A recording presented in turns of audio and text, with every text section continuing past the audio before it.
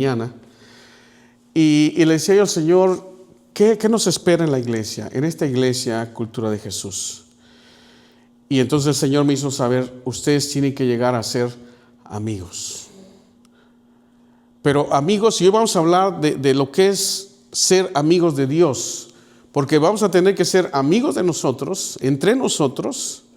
Y tenemos que estar bien tomados de la mano, en este caso de Jesús. Porque cada día el mundo se va a ir agitando. Y conforme avanzamos en el tiempo, el regreso inminente de nuestro Señor Jesucristo está a las puertas. Y yo no sé si usted ha visto lo que pasó recientemente el domingo de la captura de Maduro en Venezuela. Entonces hay reacciones. Unos dicen que fue China el que lo puso prácticamente. Otros dicen que fueron su mismo gobierno, su gabinete que lo traicionó y que lo presentaron. Pero ya ha habido respuestas, por ejemplo, de Rusia. Si fuera cierto que China entregó a Maduro, porque tiene muchos negocios en China, pues qué pocos amigos. Porque si estaban haciendo tratos con el gobierno y de pronto ellos mismos lo ponen, imagínense. Pero el que sí ha reaccionado un poco más, con una temática un poco más verbalmente agresiva, pues ha sido el presidente de Rusia, donde él dice que esta es una agresión. Y piénselo usted bien, si no es algo muy grave lo que acaba de hacer Estados Unidos. O sea, pasando por alto todo lo que es los acuerdos de Naciones Unidas, él entra a un país y saca a su presidente y se lo lleva preso como si él fuera el policía del mundo. Trump. Y es terrible, porque pasan por alto todos los derechos constitucionales de las naciones.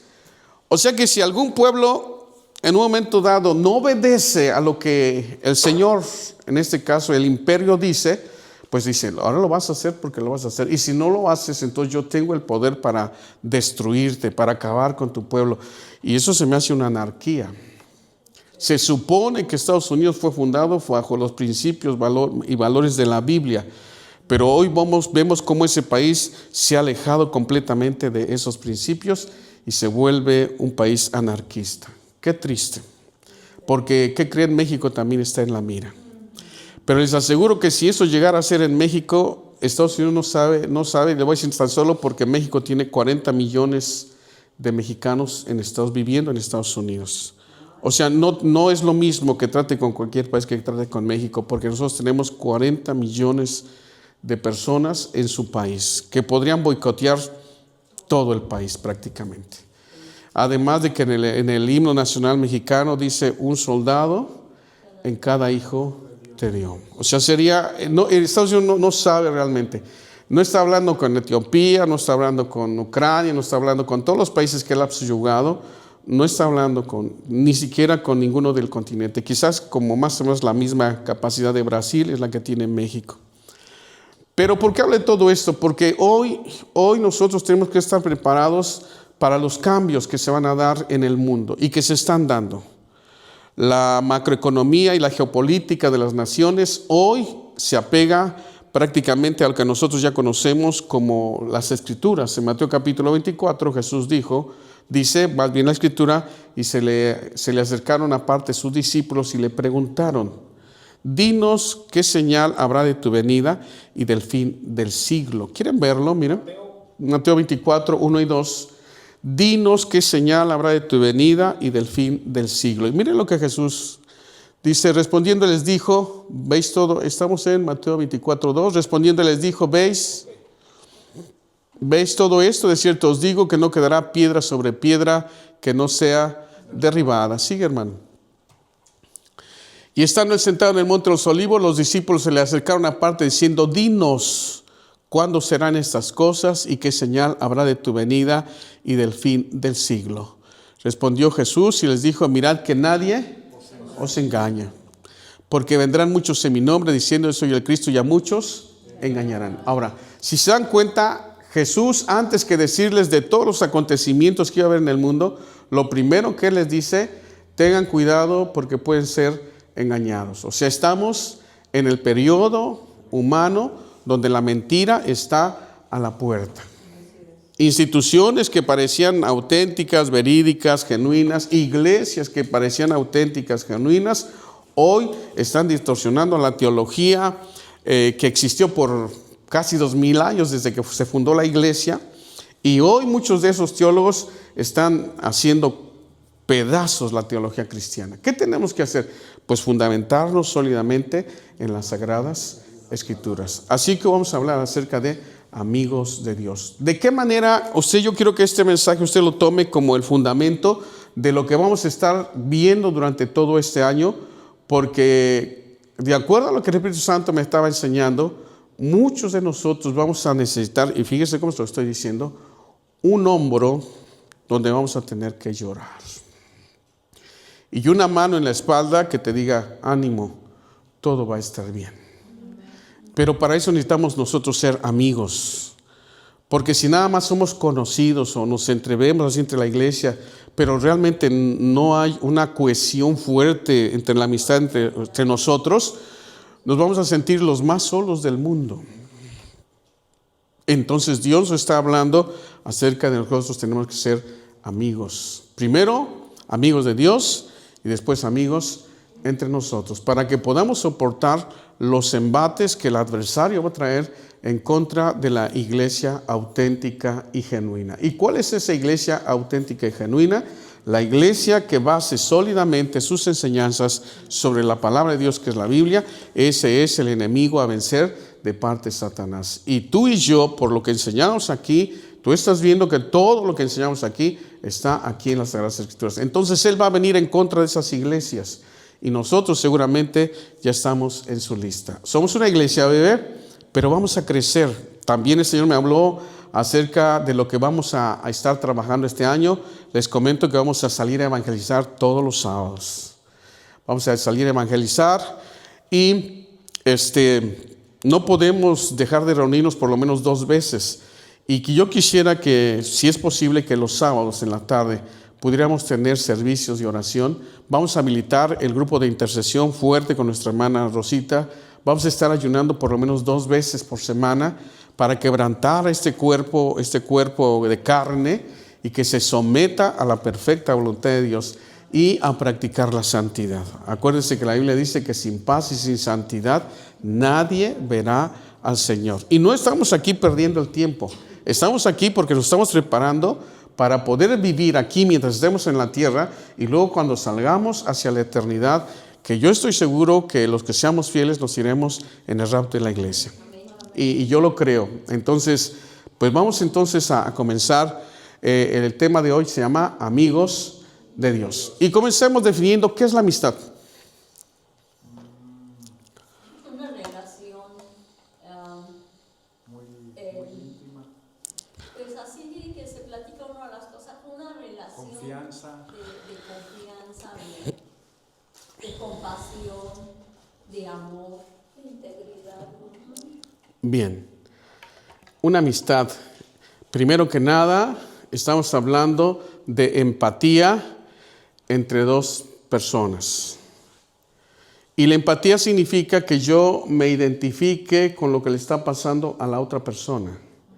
Que yo trate de entender, de ponerme en sus zapatos y de cómo me gustaría a mí que a mí me trataran, porque ese es el principio de la regla de oro. Jesús dijo, como tú quieras que los hombres hagan contigo, así haz tú con ellos. Vean, muchos dicen que esto lo dijo Confucio, pero no es cierto, lo dijo Jesús. Así como quieras tú que los hombres hagan contigo, así haz tú con ellos. Y cualquiera que quiera tener amigos, debe mostrarse amigo. O sea, empatizar con la necesidad de la otra persona. Ponerse en sus zapatos. Si tú fueras que te están contando una situación, ¿qué sentirías? ¿Qué emociones se están moviendo en tu corazón cuando escuchas el dolor de otra persona? ¿Qué nace en tu corazón? ¿Qué sentimientos, qué emociones se generan dentro de tu corazón? Cuando escuchamos que alguien está sufriendo, que está pasando por una situación difícil, cuando el día menos pensado de pronto llegó la aflicción a tu casa, a tu familia. Y ninguno de nosotros está exento de que eso no suceda en nuestras familias. Somos seres humanos y somos susceptibles. El hecho de que seamos cristianos no significa que nosotros no nos quedamos sin trabajo, o que no nos enfermamos, o que tenemos situaciones económicas difíciles, o que tenemos problemas con nuestros hijos o con nuestros cónyuges. El hecho de que nosotros seamos cristianos no nos exime de ninguna de esas situaciones. Estamos en este mundo y muchas cosas de esas nos van a afectar. Pero la pregunta es, ¿qué recursos tengo yo para enfrentar esas situaciones? Bueno, uno de los más hermosos que podemos ver en los seres humanos es precisamente la amistad. Cuando logramos tener amigos. Y fíjese que estaba yo escuchando a una persona cómo definía la amistad y a qué lo comparaba. Y él entonces puso un árbol y dijo así: yo creo que hay 3 clases de amigos. Dijo, hay amigos que son como las hojas de un árbol. Mientras está el verano y la primavera, ahí están. O sea, cuando te está yendo bien. Cuando todo va viento en popa, esos amigos son como las hojas, dijo. Y mientras está el verano y la primavera, están adheridos a ti. Pero cuando llega la primer tormenta o el primer viento con el otoño, muchos de ellos comienzan a desprenderse. Y llega el momento en que cuando llega el invierno, la gran mayoría de esa clase de amigos se van. Entonces él decía que hay 3 clases de amigos, como las hojas, como las ramas y como las raíces. Las ramas, dice, no son tan frágiles como las hojas. Podrán soportar quizás un otoño, un invierno, 2 otoños quizás, 3 inviernos, probablemente algunos inviernos y algunos otoños. Pero esos son los amigos que cuando tú tienes una necesidad y te apoyas en ellos, no tienen tanta fuerza y se rompen. Y quizás tú pusiste confianza en ellos y quieres apoyarte en ellos porque las situaciones en ese momento para ti son difíciles y te apoyas en ellos y se rompen. No hay garantía de que puedas apoyarte más porque tú estás viendo que se están quebrando, se están rompiendo. Pero luego hay otra clase de amigos que son las raíces. Y las raíces son aquellas que se quedan contigo pase lo que pase. Y son capaces de empatizar contigo, de sentir tu dolor, de sentir tu tragedia. Y cuando ya no se puede más que hacer nada, quizás entonces solamente llorar contigo. Y fíjese que hay un caso en la Biblia que lo ilustra perfectamente bien a los que son los amigos raíces. Ahora, ¿sabes tú que los seres humanos no podemos tener muchos amigos? Que cuando un hombre llega a tener, dicen los amigos, con los dedos de las manos se cuentan. Porque no todos somos amigos. No todos somos amigos. Hay conocidos, hay compañeros del camino. Pero a lo que Dios nos lleva es que nosotros debemos de ser amigos. Y mira la definición de amigos en la Biblia. Proverbios 17, que es la base donde vamos a comenzar. Ve lo que dice la Biblia acerca de la amistad. ¿Qué dice? En todo tiempo ama el amigo y es como un hermano en tiempo de angustia. Escucha eso. O sea que cuando nosotros estamos pasando por situaciones adversas, ahí es la prueba de la amistad. Es donde nosotros vamos a ver quiénes son los amigos, de acuerdo a la metáfora que hacía este hombre, de los amigos raíces. Porque ya nos dimos cuenta que ya pasó el primer otoño y los que eran amigos hojas se fueron. Los que eran amigos ramas se quedaron a lo mejor un invierno o un otoño. Pero después cuando te apoyas en ellos por las necesidades que pueden venir a tu vida, se rompen. Y no puedes confiar demasiado, pero al final te quedan las raíces. Y esas raíces pues van a morir contigo. Son personas que son fieles, que son leales y que son empáticas con lo que te está sucediendo. Y la definición de amigo en la Biblia es esta. En Proverbios 17 dice, en todo tiempo ama el amigo. Y es como ¿quién? Como un hermano en tiempo de angustia. Ahora les decía yo que la Biblia menciona el caso de un hombre que lo perdió prácticamente todo. Y vamos a ver cómo fue la actitud de sus amigos cuando llegaron a verlo. Job capítulo 2. En Job capítulo 2, los últimos 3 versículos de ese capítulo nos señalan cómo es que los amigos de Job, él tenía 3 amigos, ahí está, mire. Y 3 amigos de Job, Elifaz temanita, Bildad suita y Sofar naamatita, luego que oyeron todo este mal que le había sobrevenido, ¿qué dice? Vinieron cada uno de su lugar, porque habían convenido en venir juntos para condolerse de él y para consolarle. ¿Qué más? Los cuales, alzando los ojos desde lejos, no lo conocieron. ¿Y qué? Y lloraron a gritos.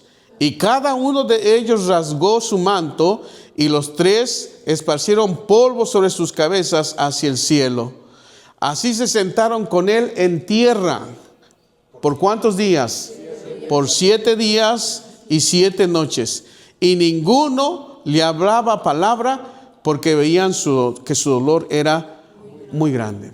¿Qué le había pasado a este hombre? Mire, nosotros sabemos la trama de esta historia, porque la historia comienza con una conversación en el cielo. Ahora, nosotros sabemos que la Biblia dice que hay cosas que son visibles e invisibles. Así que en ese estado, en esa situación espiritual, muchos de nosotros no sabemos lo que está pasando en la esfera espiritual. Quizá hasta ahora mismo las fuerzas espirituales ya te han localizado como hijo de Dios y van a querer detenerte. Y hay situaciones que se dan en lugares donde nosotros no tenemos acceso ni conocimiento. Pero sí tenemos que saber que hay cosas que, aunque no las veamos, existen. Colosenses 1:16 nos habla con toda claridad de lo que existe en este mundo y en la tierra y fuera de la tierra. Y mire cómo lo dice: porque en él, hablando de Jesús, porque en él fueron creadas, que dice, todas las cosas, las que hay en los cielos y las que hay en la tierra, visibles e invisibles. Aquí ya hay 4 cosas, mire: las que hay en los cielos y las que hay en la tierra. Las que son invisibles, que no las vemos, pero el hecho de que no las veamos no significa de que no existan. Allí están. Ahora, ¿quién dice esto? Dios.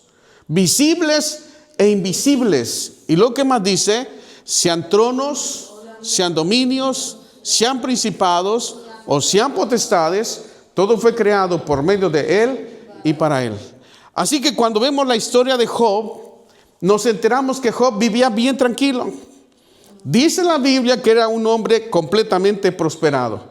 Tenía ovejas, tenía camellos, tenía asnas, tenía vacas, bueyes, y tenía muchos hijos. Pero en el cielo hubo una conversación que él no estaba enterado que estaba sucediendo. Y esa conversación fue que Dios le dijo, dice la Biblia, vamos a Job. Ahora, nosotros lo sabemos porque la Biblia no lo enseña, pero quiero decirles que Job estaba ajeno a este conocimiento. Él no sabía. Es como ahora tú y yo estamos sentados aquí y no sabemos lo que va a pasar mañana. Pero seguramente seguiremos viviendo y la vida misma va a traer situaciones a nuestra existencia. Situaciones que ni siquiera quizás nos imaginemos. En Job capítulo 1, verso 7, la Escritura nos enseña algo extraordinario. Vamos a ver 2 versículos antes, donde miren lo que dice. Aconteció que después, un día vinieron a presentarse delante de Jehová, ¿quiénes? Los hijos de Dios, entre los cuales vino también, ¿quién? Satanás. Y dijo Jehová a Satanás, ¿de dónde vienes? Respondiendo Satanás a Jehová, dijo, de rodear la tierra y de andar por ella. Y Jehová dijo a Satanás, ¿no has considerado a mi siervo Job, que no hay otro como él en la tierra, varón perfecto y recto, temeroso de Dios y apartado del mal? Y respondió Satanás a Jehová y dijo, ¿acaso teme Job a Dios de balde? No le ha acercado alrededor a él y a su casa y a todo lo que tiene. Al trabajo de sus manos has dado bendición. Por tanto, sus bienes han aumentado sobre la tierra. Pero extiende ahora tu mano y toca todo lo que tiene y verás si no blasfema contra ti en tu misma presencia. ¿Qué más? Dijo Jehová a Satanás, he aquí, todo lo que tiene está en tu mano. Solamente no pongas tu mano sobre él. Y salió Satanás de delante de Jehová. Ahora, nosotros sabemos que esa conversación se está dando en el cielo, porque nos lo revela la Biblia. Pero Job no sabía que se estaba tramando algo en contra de él en el cielo. Como quizás ahora tú y yo en este momento no sabemos lo que va a suceder mañana en nuestra vida. Mañana, pasado o durante el transcurso de este año no sabemos qué va a pasar con nosotros. No sabemos si las cosas nos van a ir bien o nos van a ir mal. Por supuesto que nos encomendamos a Dios y pedimos que Dios sea con nosotros. Y la Biblia dice en Romanos 8:28 que a los que aman a Dios, en esa confianza debe estar nuestra mente. Y sabemos que a los que aman a Dios, todas las cosas les ayudan a bien. Es a saber aquellos que conforme a su propósito fueron ¿qué? Llamados. Ahora, tú y yo estamos plenamente convencidos de que Dios nos ha llamado. Dios ha hecho cosas extraordinarias con nosotros. Antes no conocíamos a Jesús, estábamos apartados de Dios y de las promesas que Él tenía para nosotros. Pero un día nos hablaron de Jesús, nos hicieron conocer la realidad de las cosas, cuando nosotros completamente sin temor de Dios hacíamos lo que por naturaleza todo mundo hace. Unos éramos ladrones, otros éramos borrachos, otros adúlteros, otros fornicarios. Hacíamos toda clase de mal como cualquier persona porque no conocíamos a Jesús. Pertenecíamos al grupo de pecadores que no tenían ni conciencia de por qué hacían lo que hacían. Quizás nuestra propia naturaleza nos guiaba. Éramos guiados quizás por lo que veíamos o por lo que escuchábamos y por los anhelos solamente de nuestro corazón. Pero cuando conocimos a Jesús y Dios, el Espíritu Santo, trató con nosotros y supimos que por lo menos las 4 leyes espirituales que son necesarias para poder alcanzar la salvación. Número 1, todos nosotros somos pecadores. Romanos capítulo 3, versos 10 y 11 lo dice claramente. Porque, como está escrito, ¿qué dice? No hay justo, ni aún uno. A veces nosotros tenemos una idea equivocada acerca de decir, pues yo no soy tan pecador. O sea, si yo me comparo con otros, yo no soy tan pecador. Soy buen esposo, buen hijo, buen ciudadano.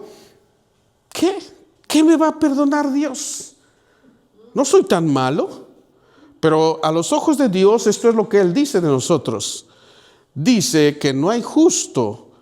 Como está escrito, no hay justo ni aun ¿qué? Uno. ¿Qué más sigue? No hay quien entienda.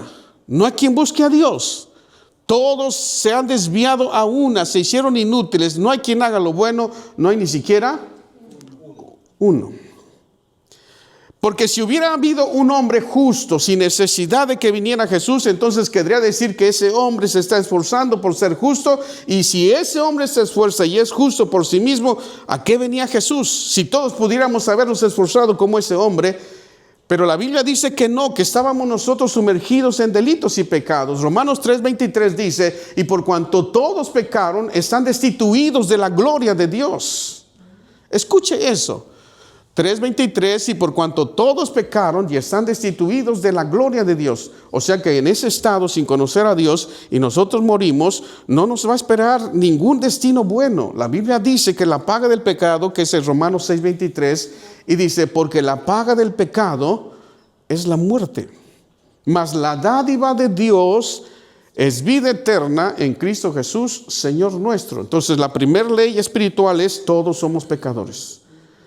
Número 2, la segunda ley es, el único pago del pecado es la muerte. Somos pecadores y como consecuencia merecemos la muerte. La segunda ley es que Dios nos amó tanto que envió a Jesús, a su Hijo amado. San Juan 3:16, 17 y 18 dice, porque de tal manera amó Dios al mundo que dio a su único Hijo para que todo aquel que en él cree no se pierda, sino que tenga vida eterna. Porque no envió Dios a su Hijo al mundo para condenar al mundo, sino para que el mundo sea salvo por él. Pero vean esto, el que en él cree, que dice, no es condenado. Pero el que no cree ya ha sido condenado porque no ha creído en el nombre del unigénito Hijo de Dios. Y en San Juan 3:36 viene una advertencia todavía más terrible, cuando dice: el que cree en el Hijo tiene vida eterna, pero el que rehúsa creer en el Hijo no verá la vida, sino que la ira de Dios caerá o estará sobre él. Ahora, en el tiempo de Job, Jesús todavía no había venido, así que ellos se regían por la ley. De acuerdo a la historia bíblica, este hombre Job era contemporáneo con Abraham, pero por lo que se dice, este hombre era sumamente bendecido. Dios lo había rodeado de muchas cosas hermosas, tenía muchos hijos, tenía muchos ganados. Pero cuando se dio la conversación en el cielo, donde Satanás está hablando con Dios y le dice: ¿no has considerado a este hombre? ¿No has considerado cómo es un hombre justo? Es un hombre temeroso de Dios. Y la respuesta de Satanás fue: bueno, no sirve Job a Dios de balde. Mira cuántas cosas le has dado. Lo has rodeado de cosas hermosas, tiene mucha bendición. Pero yo te voy a decir algo, Dios: si tú le quitas todo lo que él tiene, en tu misma presencia te va a maldecir. Ahora, Dios conocía el corazón de Job y él sabía que Job servía a Dios no por lo que le diera, sino porque realmente había una convicción de este hombre para con Dios. Y vean lo que sucede después de que Dios le dice: ok, yo te voy a permitir que toques todo lo que tiene, pero no lo toques a él. Y aquí caemos en algo muy interesante. Muchas veces nosotros, los seres humanos, pensamos que los logros que hemos tenido en realidad es porque nosotros somos inteligentes, fuertes, capaces, que podemos dominar áreas en las cuales quizás nadie sea tan mejor como nosotros, y comenzamos a pensar que son los atributos que yo tengo, mis capacidades, que he logrado todo lo que tengo y que me puedo comparar con otros, decir yo soy mejor que aquel. Pero la Biblia dice que no es así. Por este versículo nosotros sabemos que es Dios el que te proporciona todas las cosas. Que si obtienes una profesión, un título universitario, si tienes un negocio, si estás sano, si tienes capacidades, en realidad esto no te pertenece, Dios te lo está dando. Ahora tú tienes la posibilidad de decir: ok, no me interesa Dios, no quiero saber nada de Dios. Perfecto. Tienes toda la libertad para hacer eso, pero recuerda algo: Dios es el que te está dando esas capacidades. Porque cuando Dios le dice a Satanás: no me lo toques a él, puedes tocar todo lo que tiene, pero a él no me lo toques. Y entonces viene Satanás y mira el trastorno que hace en la vida de este hombre pacífico. Sigue, hermano, sigue. Y un día aconteció que sus hijos e hijas comían y bebían vino en casa de su hermano el primogénito. Esto sucedió después de la plática de ellos. Y vino un mensajero a Job y le dijo: estaban arando los bueyes y las asnas paciendo cerca de ellos. Y acometieron los sabeos y los tomaron y mataron a los criados a filo de espada. Solamente escapé yo para darte la noticia. ¿Qué es lo que se llevaron? ¿De acuerdo a ese pasaje? Pero ¿qué se llevaron de los bienes de Job? Estaban dando los bueyes y los asnos. Es su fuerza de trabajo, ¿ok? Los bueyes y los asnos es su fuerza de trabajo. Con eso él cultivaba la tierra, pues se los llevaron. Hubo una gran pérdida para él. Es como cuando tú pierdes tu trabajo. En ese momento le quitaron la fuerza para trabajar. Ok, ¿qué más? El que sigue: aún estaba hablando cuando vino otro que le dijo: fuego de Dios cayó del cielo, que quemó las ovejas y a los pastores y los consumió. Solamente escapé yo para darte la noticia. Las ovejas representan la riqueza que tú tienes, la cuenta del banco, todos tus activos, todo lo que tú puedes decir: este es mi patrimonio. Pues de pronto todo el patrimonio se fue. Entonces se quedó sin trabajo y se quedó sin los fondos que tenía. ¿Qué más? Todavía estaba hablando y vino otro que dijo: los caldeos hicieron 3 escuadrones y arremetieron contra los camellos, se los llevaron y mataron a los criados a filo de espada, y solamente escapé yo para darte la noticia. Otro descalabro más. ¿Qué más? Entre tanto que se hablaba, vino otro que dijo, tus hijos. Ahora miren, cuando las cosas pasan y los bienes materiales se van, bueno, ok. Nosotros a veces decimos, bueno, todo se puede recuperar. Perdí todo eso, pero estoy vivo. Puedo seguir trabajando si Dios me permite. Pero mire, cuando comienzan situaciones que son irreparables como la muerte en las personas que amamos. Entre tanto que se hablaba, vino otro que dijo, tus hijos y tus hijas estaban comiendo y bebiendo en casa de su hermano el primogénito, y un gran viento vino del lado del desierto y azotó las 4 esquinas de la casa, la cual cayó sobre los jóvenes y murieron. Y solamente escapé yo para darte la noticia. Ahora, ¿cuánto tiempo hubo de una tragedia a otra? Era un solo día. En un solo día se llevaron todo lo que tenía, todas sus posesiones. Un solo día.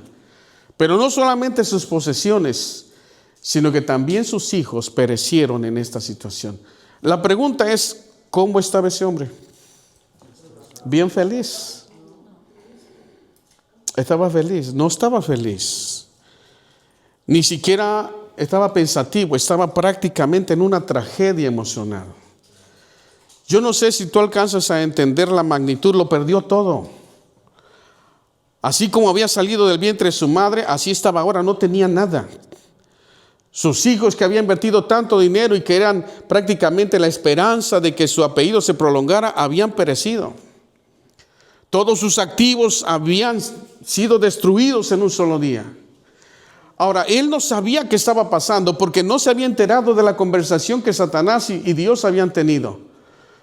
Era algo espiritual y esto tiene que elevar nuestra mente. Cuando a ti te va bien, si tú te jactas en decir, porque soy capaz, porque soy fuerte, porque soy inteligente, porque me paro muy temprano, porque voy muy tarde a dormir, y por todo eso es que yo tengo esto, porque es mi esfuerzo, quiero decirte, perdóname que te lo diga ahora, pero no es tuyo, Dios te lo ha dado. Dios te lo ha permitido, Dios te lo está prestando. Y a veces el problema con los que de pronto llegamos a tener cierto éxito en algún área de nuestra existencia, viene la jactancia diciendo, esto es por mí. Cuando la Escritura dice que Dios lo había cercado y que Satanás no lo podía tocar porque Dios había puesto un cerco. Pero cuando Satanás dice, bueno, te teme y te adora y te bendice porque tú lo has bendecido. Pero si tú quitas ese cerco de donde Él está, Él te va a maldecir en tu misma presencia.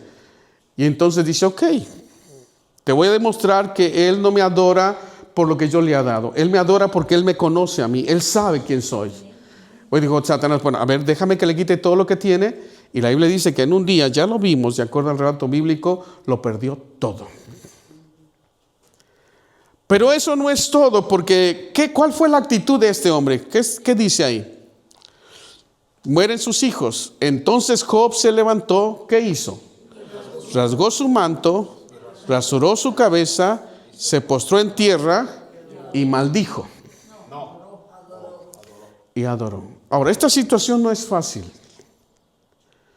¿Cómo crees tú que Satanás se sentiría cuando vio que le quitó todo y él está diciendo, ahorita, cuando él se entere de que no solamente perdió sus ovejas, sus camellos, sus asnas, sus ovejas y todo, sino que también sus hijos murieron? Dios va a escuchar la maldición de los labios que van a salir de ese hombre y va a maldecir a Dios. Cualquier hombre lo hace. Cualquier hombre lo haría. Tú lo harías, quizás yo lo haría. Pero en este hombre había algo extraordinario, porque vean lo que hace. Entonces se levantó, rasgó su manto. Ahora quiero decirles que los judíos, o por lo menos en Medio Oriente, cuando alguien rasgaba su manto, era señal de un absoluto duelo. Y cuando era tan profunda la tristeza, se sentaban en ceniza y se echaban ceniza y rasuraban su cabeza. Cuando tú mirabas que una persona hacía esto, realmente ese hombre estaba en una desgracia terrible. No alcanzaba el llanto para poder resolver las emociones que emergían de su ser. Realmente estaba impregnado de dolor, de tristeza. Ahora, muchos de nosotros, fíjense, cuando las cosas nos van bien, no lo atribuimos a nosotros. Y cuando las cosas nos van mal, decimos, oh Dios, qué malo eres. Oh, ¿por qué me estás yendo tan mal? ¿Acaso no tienes cuidado de mí? Oh, si existieras, si tú existieras, Dios. Personas que no tienen temor de Dios, si tú existieras me ayudarías porque dicen que eres un Dios bueno y miren qué tragedia me encuentro ahora. Bueno, este hombre, la Biblia dice que el testimonio era de que era un hombre justo. Y él no se enteró de lo que estaba sucediendo en el cielo y de pronto pierde todo. Bueno, la actitud que este hombre hace es una actitud sobremanera increíble. Se levanta, toma su manto, se rasura su cabeza, se postra en tierra y comienza a decir, Señor, gracias. Aunque mi mente no lo entienda, aunque no lo comprenda, todo esto que yo tenía, yo sé que es tuyo, Señor, y tú me lo diste y tú me lo quitaste. Sigue el versículo que sigue. Y dijo, desnudo salí del vientre de mi madre y desnudo volveré allá. Jehová dio y Jehová quitó, sea el nombre de Jehová bendito. Pero Satanás va mucho más allá. Ahora sigue en el capítulo 2 y mira lo que dice allá. Aconteció que otro día vinieron los hijos de Dios para presentarse delante de Jehová y otra vez venía Satanás entre ellos y presentándose delante de Jehová, dijo Jehová a Satanás, ¿de dónde vienes? Y respondió Satanás a Jehová, dijo, de rodear la tierra y de andar por ella. Y Jehová dijo a Satanás, ¿no has considerado a mi siervo Job? Que no hay otro como él en la tierra, varón perfecto y recto, temeroso de Dios y apartado del mal, y que todavía retiene su integridad, aun cuando tú me incitaste contra él para que lo arruinara sin causa. Y respondió Satanás y dijo a Jehová, ¿qué dijo? Piel por piel. Todo lo que el hombre tiene, dará por su vida. ¿Qué más? Extiende ahora tu mano y toca su hueso y su carne, y verás si no blasfema contra ti en tu misma presencia. Y Jehová dijo a Satanás, he aquí, él está en tu mano, mas guarda su vida. Entonces salió Satanás de la presencia de Jehová e hirió a Job con una sarna maligna desde la planta del pie hasta la coronilla de la cabeza. Y tomaba Job un tiesto para rascarse con él y estaba sentado en medio de la ceniza. Escuche esto, realmente, es algo terrible. Lo perdió todo. Y pocos días después no solamente lo había perdido, sino que dice que una sarna maligna era como si fuera gangrena en su cuerpo. Ahora, los que saben de esta enfermedad dicen que crea unas temperaturas porque el cuerpo quiere defenderse, entonces se empieza a crear anticuerpos y le dan fiebres terribles, dolor de cabeza, dolor de oídos, dolor de huesos. Y es una sarna tan intensa porque no es una sarna natural, sino que es una sarna provocada por el maligno, por Satanás mismo. Te aseguro que es como cuando de pronto dicen, es que ya llevamos a esta persona al hospital y no la encuentran. Yo he escuchado de casos y he visto casos donde hay personas que son tratados con brujería o por actitudes satánicas, y cuando le ponen el dedo a una familia, a una persona que no tiene a Jesús, pueden ser arruinados completamente, y no solamente arruinados, sino que también pueden ser llevados al extremo de sus cuerpos. Y cuando la ciencia médica busca la enfermedad en sus cuerpos, dice, pues aparentemente está bien, no le encontramos nada, sin embargo él está mal, no lo podemos explicar. Bueno, es algo maligno. Satanás está obrando de una manera sobrenatural en el cuerpo de esas personas. Recuerdo la ocasión de un día cuando una mujer, yo no conocía a esa familia, me invitaron a orar por ellos, y en ese momento yo estaba en el estado de Hidalgo, y por allá, por donde está la calera, si alguien conoce el estado de México, en México hay una calera y ahí hay viviendas, hay casas, es una zona de viviendas. Y fui a dar por allá porque me dijeron de una persona que tenía problemas y me llevaron a orar por ella. Escuche, cuando yo llegué, esta persona estaba enajenada. Llevaba 15 años enajenada. Y la ciencia le había buscado. Él era un hombre que trabajaba en esa calera, tenía un puesto prominente. Y de pronto vinieron de más a menos porque comenzaron a invertir en una enfermedad que tenía la esposa de ese hombre que había sido gerente de la calera y que tenía muy buenos ingresos, ganaba muy bien, pero comenzó a ganarse la envidia de otros. Y entonces quisieron tratar de arruinarlo, y entonces pusieron una enfermedad por medios ocultos en la vida de su esposa. 15 años había estado así. De pronto se volvía violenta y a todas las personas que encontraba a su paso las hería y las lastimaba.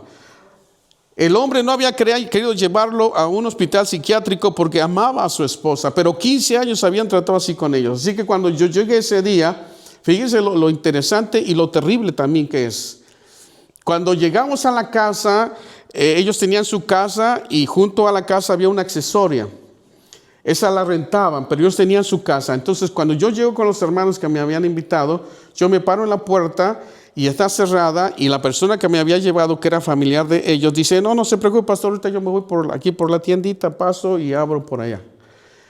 Y fíjense que cuando llegó, iba pasando porque se veía que había una sala, y en esa sala estaba esa mujer sentada, pero así como perdida.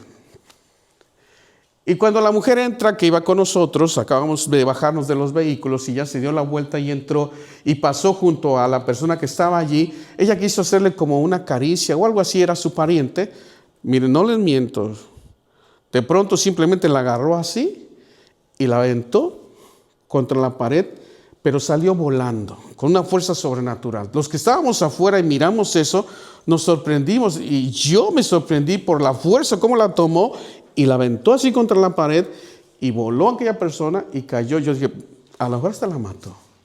Y luego nosotros quisimos abrir la puerta y las otras personas, porque empezaron, la persona gritó cuando la empujó, y vinieron otros familiares que ya estaban ahí, quisieron abrir la puerta y no se abría.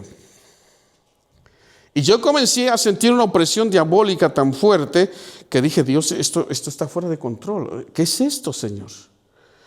Empecé a orar y mire, aquellos con la llave por dentro y la puerta no se abría. Hasta que yo empecé a orar, empezamos a orar con los hermanos que íbamos, y entonces de pronto se abrió solita la puerta. Cuando llegamos, trataron de reanimar a la persona que iba con nosotros porque había sido golpeada muy fuerte.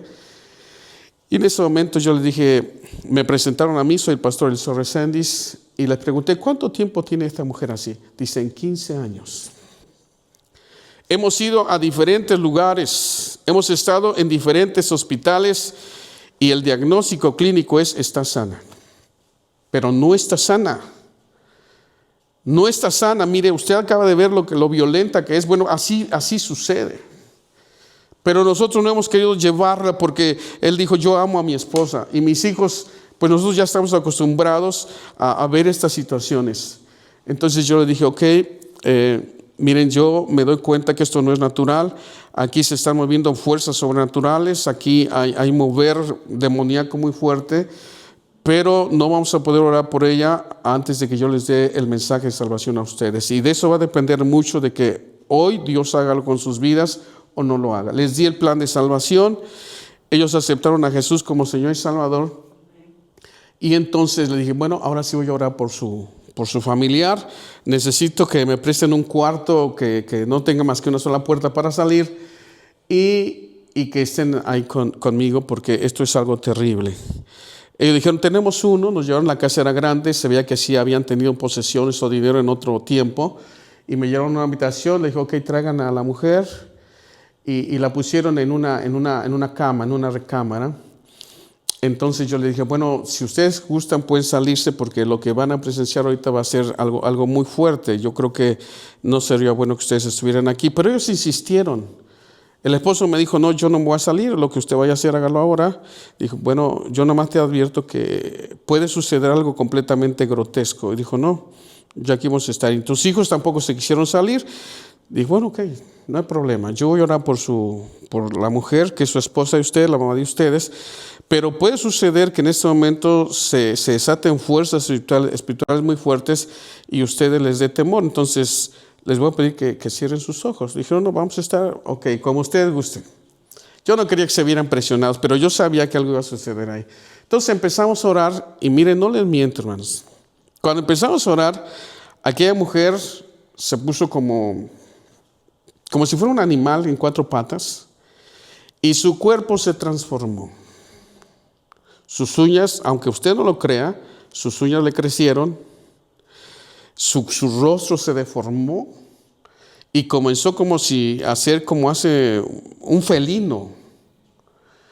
Con sus uñas largas empezó a hacer como gruñidos y empezó a tirar como si fueran zarpazos, de tal manera que ellos empezaron a gritar. Fíjese, sus familiares, el esposo y los hijos empezaron a gritar. Yo dije, se los advertí. Bueno, ya estamos en eso, ya no, nadie va a salir aquí, le dije. Ahora se me quedan aquí y tuve que orar primero por ellos para seguir después con la mujer. Entonces oré por ellos, oré pidiendo que el Espíritu Santo les protegiera y entonces oré por esta mujer. Y yo le dije, Señor, ¿qué es esto? Y el Señor me dijo, brujería. A esta mujer le han hecho brujería. Y yo dije, bueno, pues la brujería se va a ir. Empezamos a orar, aquella mujer gruñía, tiraba zarpazos, brincaba como si fuera un felino. Sus ojos se les transformaron, su rostro se le transformó y empezamos a orar por ella. Gracias a Dios, como después de unos 20 minutos de una oración intensa que estuvimos haciendo ahí, ella cayó desmayada, convulsionó ahí en ese momento y después de un rato empezó a abrir los ojos. Los muchachos estaban llorando, el hombre estaba completamente espantado, diciendo, ¿qué es esto? Yo le dije, este es un mover demoníaco. A tu esposa le hicieron brujería, seguramente, y han enviado espíritus inmundos que la han posesionado por estos 15 años. Después de eso, ella empezó a despertar y mire, estoy delante de Dios. La mujer empezó a mirar así y vio al esposo. Y le habló por su nombre. Y luego le dijo, ¿ellos quiénes son? Eran sus hijos. Ella se quedó en el tiempo 15 años atrás. Pensaba que sus hijos estaban pequeñitos. Le dijo, ellos, y les dijo los nombres. Él es fulano, sutano, porque eran 2 hombres y una mujercita. Y dijo, no, mis hijos son pequeños. Y la abrazó el hombre. Y me dijo, tiene muchos años que no podíamos hablar porque estaba fuera de sí. Y le dije, amigo, hoy el Señor ha hecho un milagro extraordinario en tu casa. Le dijeron, sus hijos se le fueron encima, la comenzaron a abrazar, lloraron. Y entonces el esposo le dijo, ¿sabes cuántos años llevas así? Y llorando le dijo, llevas 15 años viviendo así. Muchas cosas han sucedido. Y lloraron y se besaron. Y después nos miró y dijo, ¿y ellos quiénes son? Y dijo, él es un pastor y viene con estas personas. Ellos han orado por ti porque tú estabas mal. Pero no, yo me siento bien, pero estabas mal. Y después de ya una charla, a lo mejor como, no sé, 1 hora, entre ellos abrazándose y besando y recuperando a su esposa, el hombre y su madre, los hijos. Después dijo ella, tengo hambre, fíjese. Y dijo, ¿ustedes ya comieron? Y dijo, no, pues no. Y se levantó y ella guisó y nos dio de comer ese mismo día. Ahora, ¿qué es esto? Es el poder de Dios. Pero así como en Job, que le soltó Satanás trajo esa sarna maligna, vean lo que sigue diciendo ahí. En medio de esa ceniza se rascaba con un tiesto. ¿Y qué más dice? Entonces le dijo su mujer, fíjate, ahora es el último as que tiene Satanás bajo la manga, su mujer. Ahora, esa mujer que había visto toda la prosperidad, que había visto toda la abundancia, ahora no tiene nada, ahora está enfermo, su cuerpo está completamente lleno de llagas, está ahí tirado como algo inservible, y todavía la que tenía que haberle dado ánimos es usada por Satanás. Y vean lo que le dice. Entonces le dijo su mujer, ¿aún retienes tu integridad? ¿Qué le dijo? Maldice a Dios y muérete. Oh, yo creo que el dolor de un hombre, el corazón de un hombre, viendo cómo su mujer le dice eso, debe ser terrible. ¿Retienes aún tu integridad en esta situación? ¿Acaso no te das cuenta de lo que ha pasado? Los hijos murieron, todo se fue por el caño, no tenemos nada, estamos arruinados y tú no tienes esperanza de salir de ahí. Maldice a Dios, muérete ya. ¿Y qué hizo Job? Y él le dijo, como suelen hablar cualquiera de las mujeres fatuas, has hablado. ¿Qué? ¿Recibiremos de Dios el bien y no el mal? ¿El mal no lo recibiremos? Y en todo esto no pecó Job con sus labios. Ahora, estamos hablando de la amistad, pero estamos hablando cuando viene la tragedia, porque yo les digo que este año no va a ser fácil para ninguno de nosotros. Así que cuando la Escritura nos enseña acerca de la amistad, ya vimos lo que dice Proverbios 17:17, que dice, en todo tiempo ama el amigo y es como un hermano en tiempo de angustia. Pues lo supieron sus amigos. Siga. Y 3 amigos de Job, ya vimos cuáles son sus nombres, llegan, escucharon de su tragedia. Léalo usted ahí. Cuando ellos lo miraron, no era nada parecido a lo que ellos conocían. Ellos lo conocían como un hombre próspero, lleno de vitalidad, de energía, con personalidad. Era un hombre con muchos bienes, pero ahora está completamente reducido. Sus hijos han muerto. Todo aquello, todos sus activos desaparecieron en un día. Y está prácticamente acabado. Cuando lo ven en ese montículo de ceniza rasurado, con su cabeza, con su playera o sus túnicas rasgadas, no lo reconocieron. ¿Y qué es lo que hacen? Dice, 3 amigos de Joab, da sus nombres, oyeron todo este mal que le había sobrevenido y vinieron cada uno de su lugar porque habían convenido en venir juntos para condolerse de él y para consolarle. Los cuales, alzando los ojos desde lejos, ¿qué dice? Pues no se parecía en nada. No era nada. La grandeza que un día había tenido ahora se había esfumado. No lo conocieron y lloraron ¿cómo? A gritos. O sea, no lo puedo creer. O sea, ¿en qué momento te pasó esto? ¿Cómo sucedió? ¿Qué hiciste mal? ¿Qué pecado cometiste? Gritaron, lloraron. Y cada uno de ellos rasgó su manto. Y los 3 esparcieron polvo. Se pusieron en la misma postura que él. Eso se llama empatía. Empezaron a sentir el dolor, a mirar el dolor que él tenía. A observar y empezaron a escuchar. Porque dice que se quedaron callados 7 días. Y lloraron solamente con su amigo 7 días y 7 noches. Estuvieron ahí, no decían ninguna palabra. Yo no sé si tú has sentido un terrible dolor en tu vida. Y cuando alguien viene y te abraza, a veces no tiene que decir nada, pero simplemente al sentir el abrazo de esa persona, sabemos que está sintiendo algo. A veces las palabras sobran. Ahora tú y yo estamos vivos. Y podemos tener muchos amigos, pero la mejor forma, el mejor amigo que nosotros podemos tener, vamos a ir a Job, capítulo 22, verso 21, y mira este versículo conmigo. ¿Qué dice?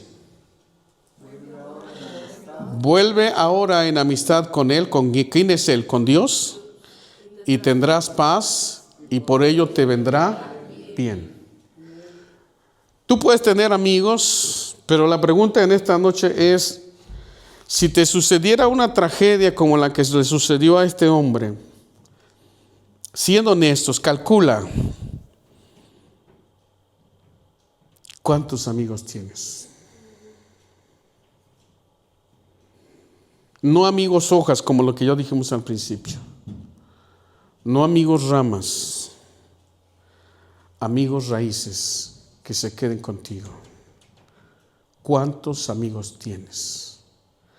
¿Sabes que a veces nosotros menospreciamos las amistades cuando nos creemos fuertes? Cuando decimos, yo soy bien inteligente, ya me las sé todas. No, ¿a mí qué me van a decir? ¿Qué me van a enseñar si yo esto, si yo aquello? Si yo soy Juan Camaney prácticamente. Pero quiero decirles que las tragedias humanas nosotros no las buscamos, son como los accidentes. Es un acontecimiento que no se planea, simplemente ocurre y cambia las circunstancias de nuestra vida.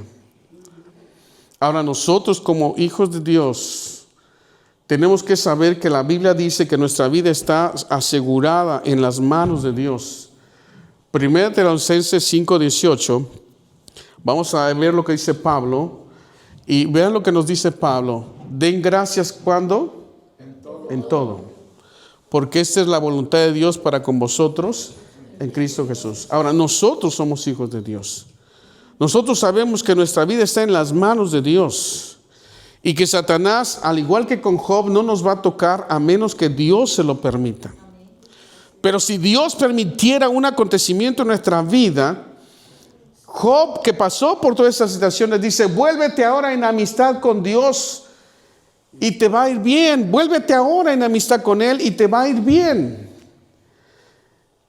Podemos tener amigos, pero el mejor amigo que nosotros podemos llegar a tener es tener amistad con Dios.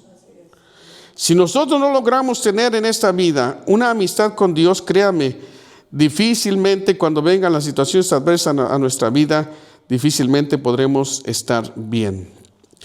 Vamos a ir a Juan, al Evangelio de Juan, en el capítulo 15, verso 14, y vamos a ver qué dice este versículo. ¿Qué dice?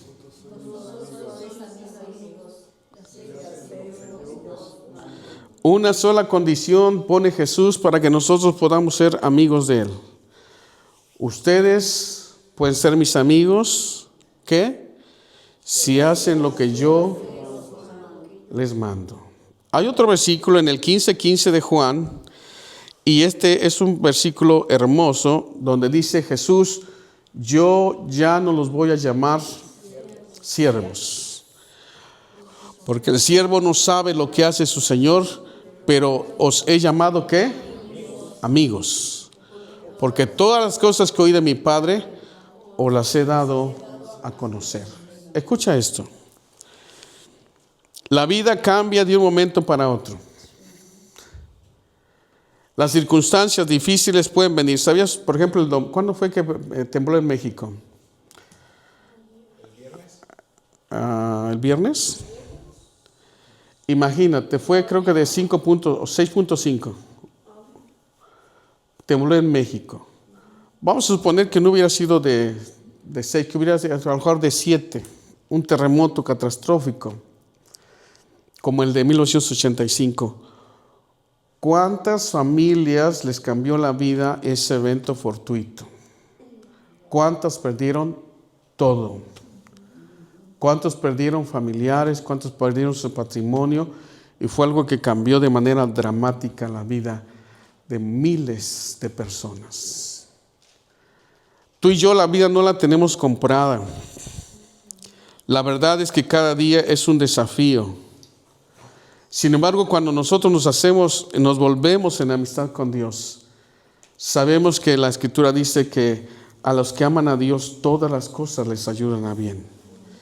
Y que Dios, este Dios en el cual nosotros hemos puesto nuestra confianza, es un Dios fiel. Él desea que nosotros aprendamos a confiar en Él. Si nosotros aprendemos a confiar en Dios, entonces sabremos que Él es bueno. En Nahum capítulo 1, verso 7, escuchen la definición del carácter de Dios. El Espíritu Santo define quién es este Dios en el cual nosotros creemos. ¿Qué dice? Jehová, ¿qué? Es bueno. Escucha eso, Jehová es bueno. Fortaleza en el día de la angustia, y Él conoce a los que en Él confían. La pregunta para ti en esta noche sería, ¿en qué confías? ¿Confías en tu fuerza? ¿Confías en tu inteligencia? ¿Confías en tu experiencia? ¿Confías en tu buena salud, en tu juventud? Escúchame, todo eso es efímero. De un momento a otro podía cambiar. Personas que nunca salieron de su casa y dijeron a su esposa, al rato nos vemos, confiando como si realmente fueran a regresar, y muchos de ellos no regresaron. Y muchas personas constantemente son sometidas a situaciones extremas, que son situaciones que la vida misma se da en cualquier parte. Pero cuando nosotros tenemos amistad con Dios, cuando nosotros ponemos a Dios en el primer lugar de nuestras vidas, mira lo que dice Isaías 41:10. No temas, porque yo estoy contigo. Escuchen esta promesa de Dios. Isaías 41:10 dice, no temas porque yo estoy contigo, no desmayes porque yo soy tu Dios que te esfuerzo. Escucha eso. Siempre te ayudaré, siempre te sustentaré con la diestra de mi justicia. Pero no termina ahí. Él dice que los que nos hacen la guerra, vean cómo Dios, si tú estás en amistad con Dios, no temas, yo estoy contigo, no desmayes, yo soy tu Dios que te esfuerzo, siempre te ayudaré, siempre te sustentaré con la diestra de mi justicia. Sigue más la promesa. He aquí que todos los que se enojan contra ti, ¿qué dice? Serán avergonzados y confundidos. Serán como nada y perecerán los que contienden contigo. O sea, Dios promete que si nosotros nos volvemos en amistad con Él, Él promete estar con nosotros todos los días.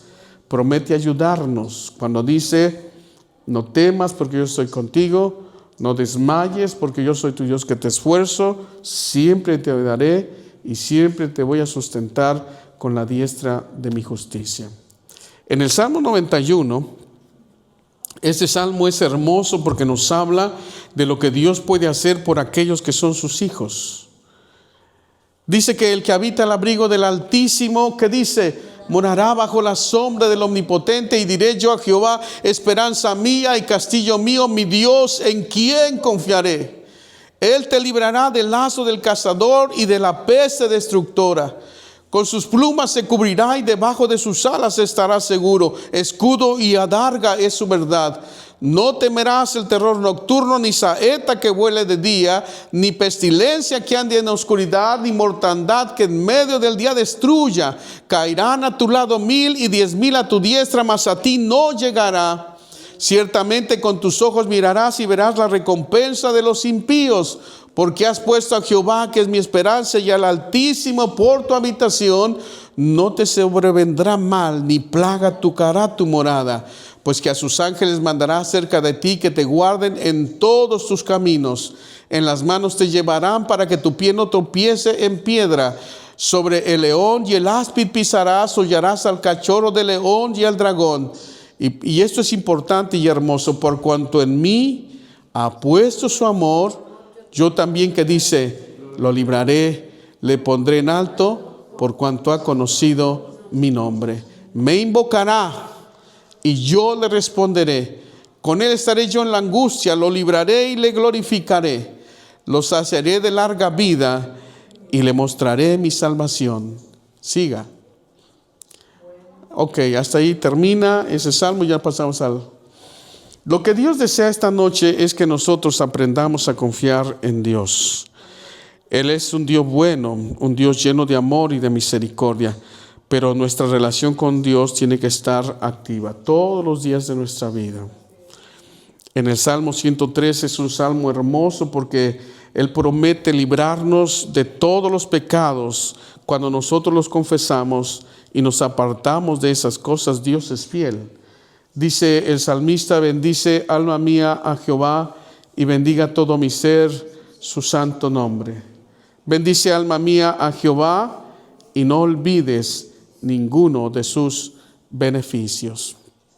Salmo 103, 1, 2 y 3. Bendice alma mía a Jehová y bendiga todo mi ser su santo nombre. Bendice alma mía a Jehová y no olvides ninguno de sus beneficios. Él es quien perdona todas tus iniquidades, el que sana todas tus dolencias, el que rescata del hoyo de tu vida, el que te corona de favores y misericordias, el que sacia de bien tu boca, de modo que te rejuvenezcas como el águila. Jehová es el que hace justicia y derecho a todos los que padecen violencia.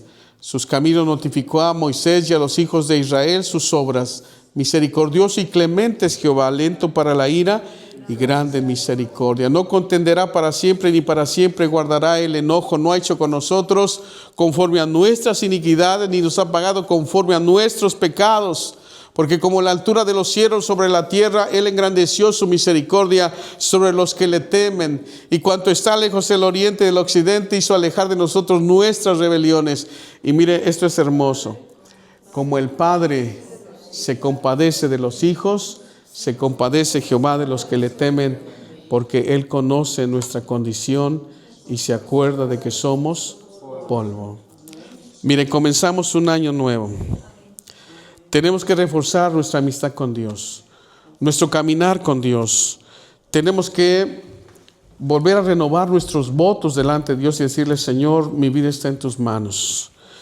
Yo sé que la vida puede cambiar para mí en cualquier momento, pero también sé que tu palabra dice que todas las cosas que sucedan en mi vida, tú las vas a usar para bien. Qué triste es para aquellos que no tienen esta comunión con Dios. Y quizás tú digas: pastor, ¿Dios puede hacer esto con todas las personas? Sí. Si ellos se acercan a Dios, si ellos buscan el favor de Dios, por supuesto que Dios lo hará. Pero la Biblia también es clara cuando dice: no hay paz para los impíos. En el libro de Isaías dice: no hay paz para los impíos, dijo mi Dios, porque los impíos son como un mar embravecido que arroja piedras y lodo. No hay paz para los impíos. Pero cuando habla de los justos dice: pero mucha paz tienen los que aman tu ley. Así que, hermanos y amigos, esta noche es una noche hermosa para decirle al Señor, renovar nuestra vida delante de Él y reconocerlo como Señor y Salvador de nuestras vidas.